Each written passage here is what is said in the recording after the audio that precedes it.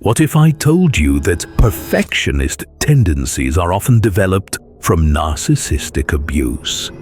The pressure to be flawless often stems from growing up in an environment where nothing was ever good enough. If you've been a victim of narcissistic abuse, you may have unknowingly learned to tie your self-worth to meeting impossible standards. Today, let's talk about how narcissistic abuse victims develop perfectionist tendencies. Does this hit the mark for you? Are you ready for number 1? Praise was conditional. Narcissistic abuse often involves conditional praise. The kind that's given only when you make a great achievement that makes the narcissist look great. It messes with your head and wires you to believe love, acceptance, and praise are only for the perfect version of yourself, the one who meets impossible standards. This leads to perfectionism, where nothing you do ever feels good enough. As Dr. Kristin Neff, a self-compassion expert, says, perfectionism is about self-criticism masked as striving for excellence.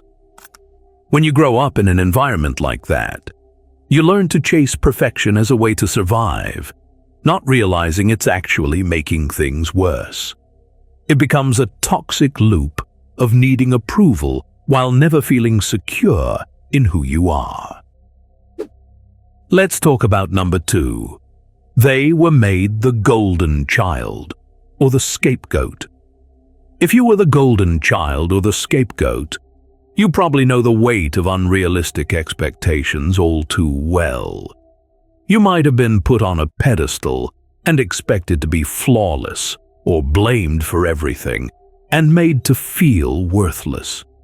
Either way, both roles are like being stuck in a never-ending performance. You start to believe that your worth is based on what others think of you, and that leads to perfectionism. Psychologist Dr. David Burns calls it the tyranny of the shoulds, where you're constantly telling yourself that you're not good enough unless you hit certain marks, either to please others or avoid their wrath. No matter what, you're always trying to prove your worth, and that's a surefire way to develop perfectionist tendencies. Let's move on to number 3. They had to manage the narcissist's emotions. If you've ever felt like you were constantly walking on eggshells just to keep the peace, that's what happens when you're managing a narcissist's emotions. You start learning to predict every mood shift, hoping if you do everything perfectly, maybe they won't blow up. But here's the catch. No matter how much you adjust, they still explode. And it leaves you feeling like you're never in control. This hypervigilance is a breeding ground for perfectionism. As Dr. Sherry Campbell, a psychologist, explains, when you are constantly trying to manage someone else's emotional state, you lose touch with your own needs and constantly feel inadequate. But since it's never actually about you, it fuels a perfectionist mindset to control everything to keep the peace even when it's impossible. Now, let's continue to number 4. They were taught mistakes equals catastrophe. In a narcissistic household, mistakes aren't seen as learning opportunities but as a disaster. If you messed up, you weren't taught how to fix it or grow from it.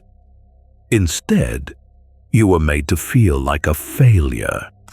So, naturally, you start fearing mistakes with every ounce of your being. As a result, you embrace perfectionism. You believe if you can be flawless, maybe you won't face the same harsh judgment. Psychologist Dr. Jennifer Gutman explains, when we live in constant fear of making mistakes, we avoid risk and stifle personal growth, which makes perfectionism seem like the only way to stay safe. But what ends up happening is that perfectionism becomes your emotional security blanket. something you hold on to protect yourself from the emotional fallout of making a mistake. You shouldn't miss number 5. They internalized the belief that they're too much or not enough. If you've ever felt like you can't win no matter what you do, that's probably because of the constant mixed signals narcissists love to throw your way.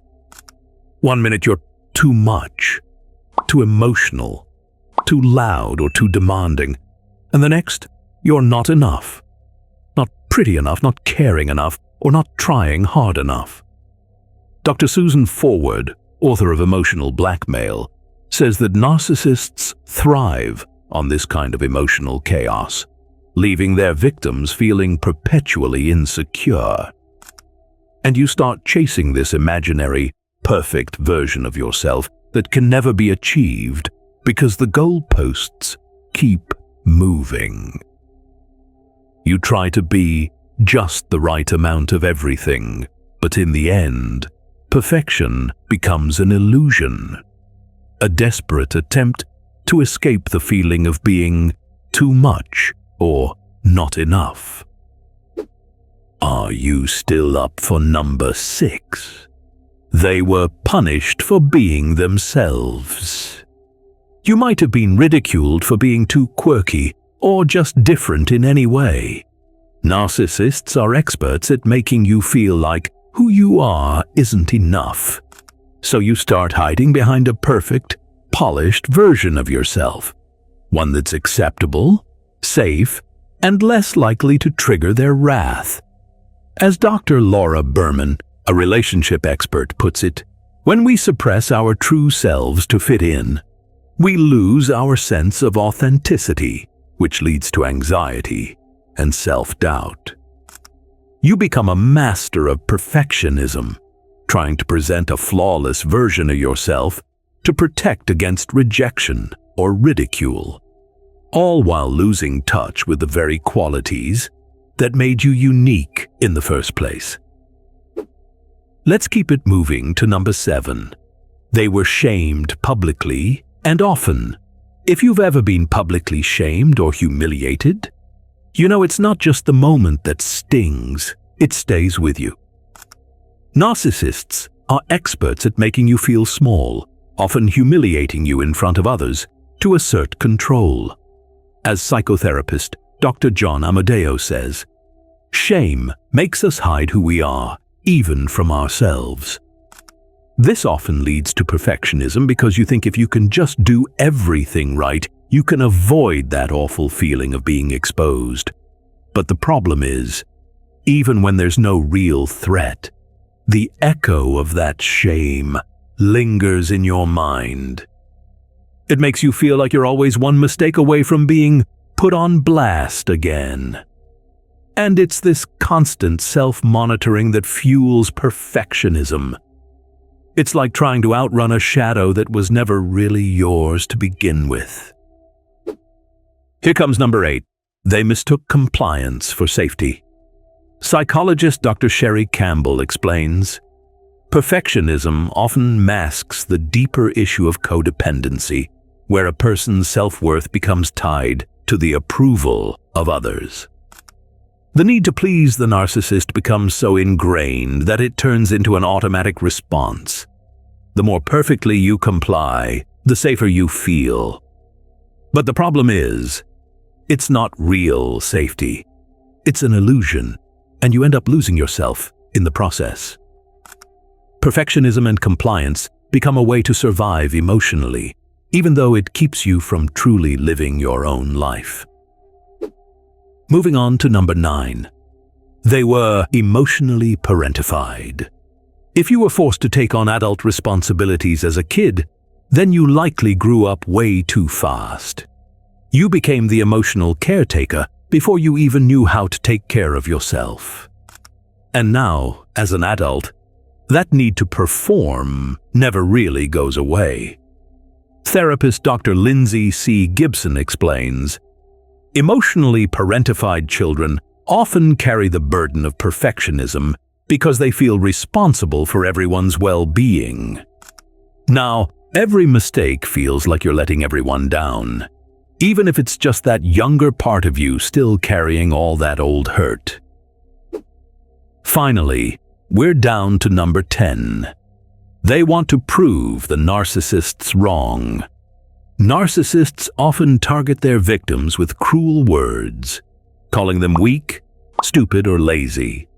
And over time, those insults get stuck in your head. As Dr. Jonas Webb, a psychologist and author of Running on Empty, explains, the emotional abuse that comes from narcissism creates deep feelings of inadequacy, which victims try to cover up with perfectionism. This becomes an unconscious drive to prove you're not what they said you were. The truth is, your perfectionism was never about you being too much or not enough. It was about the surviving in a place that made you feel unsafe. Now that you see where it really came from, you can start giving yourself permission to be human, not perfect. Healing starts when you realize you were always worthy, even when the people around you couldn't see it.